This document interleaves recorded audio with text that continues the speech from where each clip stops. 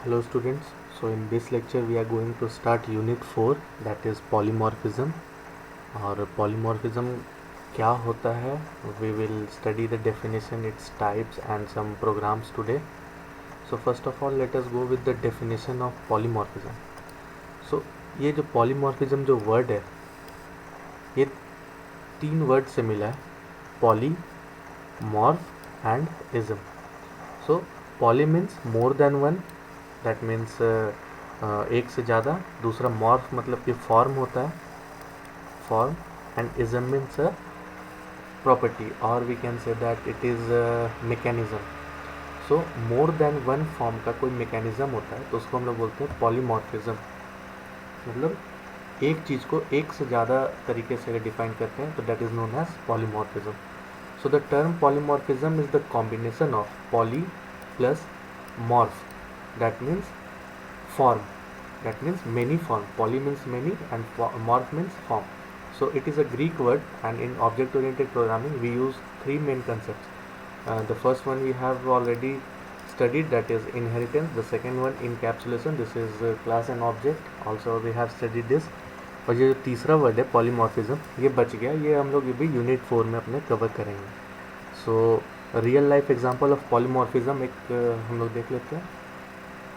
Let's consider a real life example of polymorphism.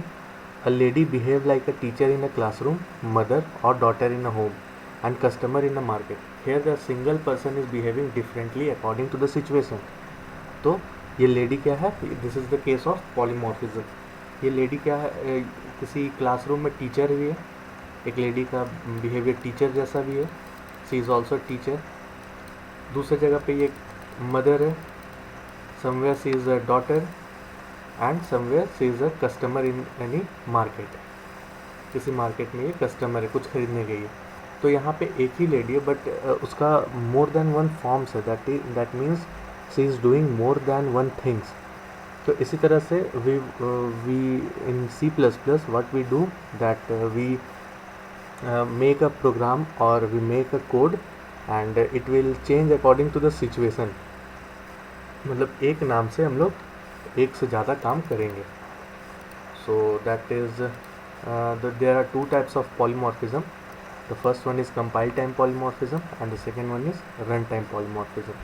So in compile time polymorphism we have to study about function overloading and operator overloading. So we have studied both of this topic, function overloading also and operator overloading. So function overloading में हम लोग क्या कर रहे थे, we were defining more than one functions with different parameters. जैसे एक add function बनाए थे और add के अंदर दो इंटीजर वैल्यू लिए थे, int x comma int y. उसी तरह से हम लोग क्या करते हैं, add यहाँ पे 3 इंटीजर वैल्यू लिए थे. In some case we were taking add int comma float और add float comma float, float comma float. तो ये सब जो हो रहा था दैट मीन्स वन नेम से हम लोग एक ऐड का एक नाम का फंक्शन बना रहे थे and we were defining it multiple times. उसी तरह से ऑपरेटर ओवरलोडिंग भी हम लोग देखे थे. So there were two types of operator overloading. The first one was the binary operator overloading and the second one was unary operator overloading. तो binary में क्या था, प्लस एंड ये कॉन्कैटिनेशन यूज़ कर रहे थे और एडिशन ऑफ 2. और दूसरा क्या था यूनरी में, प्लस प्लस ऑपरेटर, निगेटिव मतलब इंक्रीमेंट एंड डिक्रीमेंट ऑपरेटर. तो these were the operator overloading. और यहाँ पे we are going to study about the third type, that is the second type of polymorphism and it comes under the run time polymorphism. और इसमें एक पढ़ना हम लोग का topic virtual function. So virtual function and the second type of virtual function is pure virtual function. So we have to study all these things. So let's move on to the first one, that is the compile time polymorphism. जैसा name suggest कर रहा है, compile time, that means at the time of compilation of the code ये polymorphism हो रहा है. मतलब ये जो कोड हम बना रहे हैं that is going to be executed at the time of compilation. So the overloaded function are invoked by matching the type and number of arguments. जो add का example हम लोग लिए थे, add int कॉमा int या फिर add, 3 example ले लेते हैं, int एंड add float.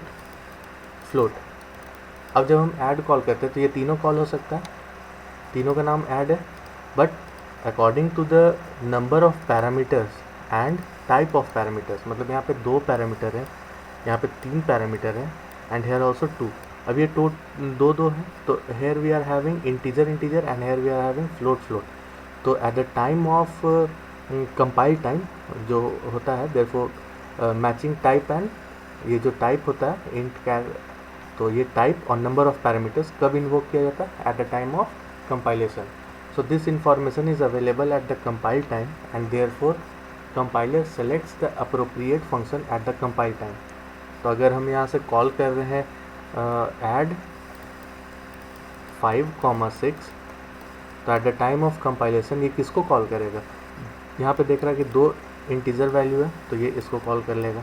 अगर हम यहाँ से कॉल करते हैं add 2.3, 6.3, अब इसको किसको कॉल करेगा? ये देख रहा है कि ऐड को कॉल करना है विथ 2 पैरामीटर्स, तो इसके पास ऑप्शन फर्स्ट ये है, सेकंड ये है, और देख रहा है कि यहाँ पे नहीं इंटीजर नहीं है, we are having float variable, so it will call this one. तो इसी तरह से at the time of compilation it will match the type and the number of parameters. So it is achieved by function overloading and operator overloading which is also known as static binding. तो ये एक नया word है, static binding और early binding. तो इसी तरह से होता है dynamic binding and late binding. तो we are going to study all these things in this chapter only. So now let us consider the case where function name and prototype is same. So compile time polymorphism, let's take an example. In this example we have 2 functions with same name but different number of arguments.